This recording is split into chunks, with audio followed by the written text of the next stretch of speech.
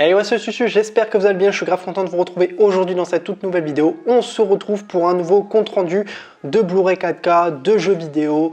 Il y a quelques petits trucs à vous montrer, j'ai pas fait de grande folie vraiment parce que de base la vidéo était prévue bien avant. C'était vraiment la vidéo qui devait être prévue à la base au niveau des soldes.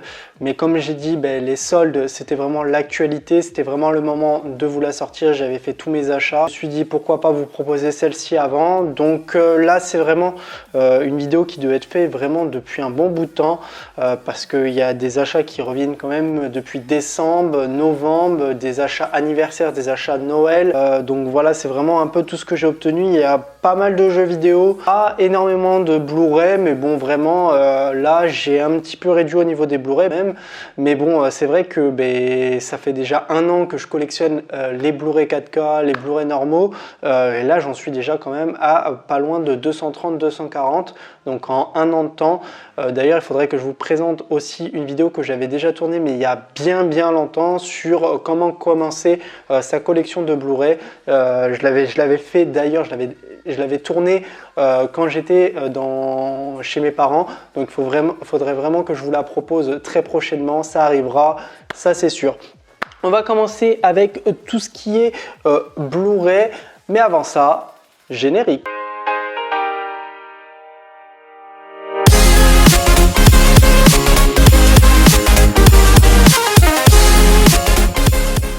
Pour tout ce qui est des Blu-ray, on va commencer avec les Harry Potter. Harry Potter, je vous ai présenté le 2 que j'avais du coup eu dans l'offre Cultura. Donc je me suis pris sur Amazon le Harry Potter et le prisonnier d'Azkaban que j'ai grave kiffé, vraiment il est super bien. J'ai vraiment kiffé du début à la fin, c'est vraiment une très bonne intrigue, vraiment une bonne suite au deuxième, même au premier.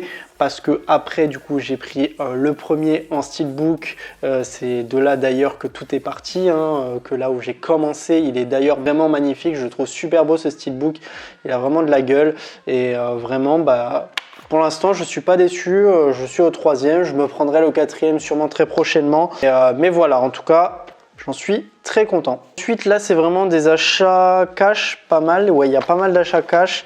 On va commencer avec celui-ci, le 4K, un nouvel espoir pour 12,99 €. Vraiment pareil, vous savez très bien que je suis vraiment vers la ruée à tous les Star Wars. Donc voilà, celui qui va conclure un petit peu la suite de ça. C'est vrai que là, il m'en manque 2 ou 3. Puis après, il me restera plus que les spin-offs. Et au moins, j'aurai vraiment tous les Star Wars. Donc je suis hyper content. Et comme ça, après les Harry Potter, on s'attaquera aux Star Wars malgré que je les ai déjà vus. Mais les revoir dans une qualité un petit peu plus optimale, ça va être plutôt beau au visionnage. Ensuite, une petite nuit au musée pour 3,99 €, jamais vu avec Ben Stiller.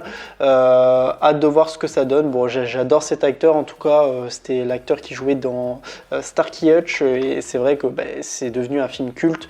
Donc voilà, vraiment il faut que je le visionne. Je sais qu'il y a le deuxième et le troisième si je me trompe pas aussi. Là vraiment par curiosité, c'est vraiment par curiosité le fait que je l'ai trouvé dans ce cache, donc Dora et la cité perdue. Vraiment c'est de la curiosité pure et bête.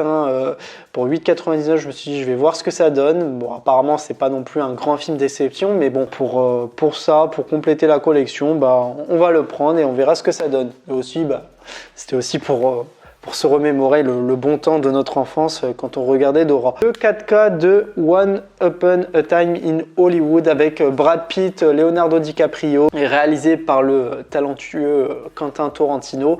Donc à voir ce que ça donne. Apparemment c'est une doublure et l'acteur qui vont se rendre du coup à Los Angeles dans les années 110, 60 à peu près. Et voilà, à voir vraiment, ça va changer un petit peu des films d'action, aventure. Ça va être une histoire peut-être plutôt intéressante et du coup il y a Margot Robbie aussi qui est dans le casting. Là pour 99 centimes le Comme des bêtes, jamais vu mais Mais voilà, vraiment à voir ce que ça donne. Mais apparemment c'est pas un film d'animation très pourri, donc en plus c'est je crois par les créateurs, si je me trompe pas, de Moi Moche et Méchant. Donc on verra bien. Là c'était un coffret de 4K, donc le Deadpool 1 et le Deadpool 2. J'ai vu le premier, j'ai toujours pas vu le deuxième. Donc vraiment en 4K pour 15,99, donc ça fait vraiment pas cher. Et vraiment je kiffe ce Deadpool, il est vraiment hilarant et c'est tout ce qu'on aime dans les Marvel, vraiment des petits super-héros un petit peu déjantés et ça fait toujours du bien. Et pour terminer, ça c'était un cadeau de mes beaux-parents, Jungle Cruise, donc en 4K. Je voulais le voir au cinéma à la base et ben, finalement, hop, il est sorti et je l'ai pris. Enfin, mes beaux-parents me l'ont pris et vraiment, il a l'air d'être exceptionnel avec Dwayne Johnson et Emily Blunt. On verra bien ce petit Disney, ce que ça donne. Ensuite, on passe pour terminer à tout ce qui est jeux vidéo. Donc en jeu vidéo, je me suis pris déjà ces deux petits jeux sur Switch. J'ai repris un petit peu les jeux Switch, donc à voir, super, à voir ce que ça donne. Donc le Cerebral Academy que j'ai commencé à jouer en famille, en amis, vraiment c'est vraiment de bons délires.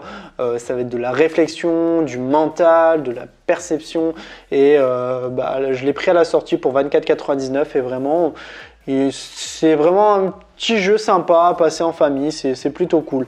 Et ensuite le Mario Party Superstar, il est nettement mieux que l'ancien Mario Party, donc là ça regorge vraiment tous les anciens Mario Party, que ce soit du Nintendo 64, vraiment c'est plutôt bon et on passe vraiment de bons moments. Je pense à jouer à 4, c'est plutôt intéressant. Je joue à 2 avec ma copine et déjà on passe vraiment de bons moments. On passe ensuite au jeu PS5.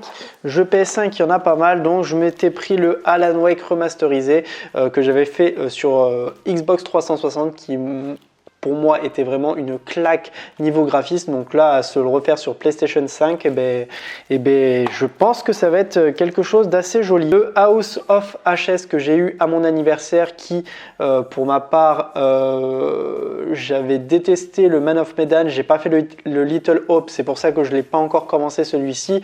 Mais en tout cas, ouais, hâte de le faire également et surtout de conclure un petit peu avec tout ça, sachant qu'il y a le Dark Picture qui devrait sortir du coup à la fin de cette année et conclure sur une saison 1 et apparemment ils vont revenir un petit peu plus aux origines, un peu même de Until Dawn. Donc ça va faire du bien, ça va rafraîchir pour cet opus final et avoir vraiment... s'il en vaut la peine. Ensuite, Dying Light, c'est le dernier jeu que j'ai pris. Pareil, j'ai pas fait le premier, donc je sais pas s'il y a vraiment une suite. Bon, peut-être des choses à comprendre et tout, mais en tout cas, j'avais envie de faire celui-ci. Il me tentait plus au niveau du gameplay et tout, donc voilà, je le ferai très prochainement, mais en tout cas là pour l'instant je suis sur d'autres jeux. Il y a Kena Bridge Spirit qui m'a été recommandé par Micromania. J'avais regardé un petit peu du gameplay aussi et c'est vrai que c'était très joli. Donc voilà, je l'ai pris, il était en promotion pour 29 €, pourquoi pas. Là ensuite c'est les jeux que je suis en train de faire en ce moment, c'est le Far Cry 6 que il est plutôt intéressant, moi j'aime bien, il me déplaît pas. Après voilà, ça reste quand même du Far Cry, hein. On est toujours à peu près sur la même chose, mais bon voilà, moi je passe un bon moment à chaque fois que je joue à ces jeux là. Les prises de poste et tout sont toujours vraiment dynamiques, c'est vraiment bonne ambiance dans le jeu et ça je suis plutôt content. Aragami 2, vraiment un jeu assez indépendant que je trouve plutôt intéressant, ça fait vraiment un style Assassin's Creed chinois au moment féodal et tout, et c'est vraiment le fait qu'il y a de l'infiltration, des pouvoirs et le gameplay est vraiment pas dégueulasse et pareil, c'est un jeu que je prends du plaisir à jouer là-dessus. Le jeu que je n'ai toujours pas fait, c'est d'ailleurs le dernier jeu à vous présenter, c'est Ratchet & Clank. Il va falloir vraiment que je le fasse aussi lui par la suite parce qu'il est vraiment exceptionnel. J'ai vu des gameplays, j'ai vu vraiment comment il est et ça donne vraiment envie, sachant que les Ratchet & Clank, j'avais déjà fait l'ancien sur PlayStation 4 et aussi sur PlayStation 3 qui était vraiment exceptionnel. Donc vraiment très prochainement, je pense que même ça sera le jeu que je ferai une fois terminé Aragami et Far Cry. Donc voilà pour tout ce qui est de tout le compte rendu que j'avais à vous montrer, que ce soit du Blu-ray et du jeu vidéo. Dites-moi vous, qu'est-ce que vous avez acheté durant ces derniers mois? Ça m'intéresse énormément, dites-moi tout ça dans les commentaires. N'hésitez pas à liker la vidéo, à la commenter, à la partager. On se retrouve très prochainement pour une toute nouvelle vidéo. Allez, salut tout le monde, peace!